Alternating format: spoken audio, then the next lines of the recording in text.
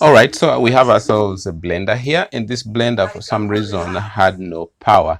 And when I took it apart, I realized that this was worn out. You can see that at some point this has to lock into there, and it turns out, if you look carefully right there, this has been eaten up. Like, I think because of sliding, it friction kept on polishing it away, and so is this.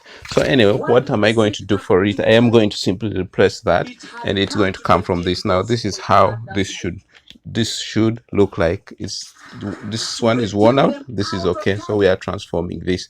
And then for this, we should also change this, but what I did, I managed to get the whole of this other container.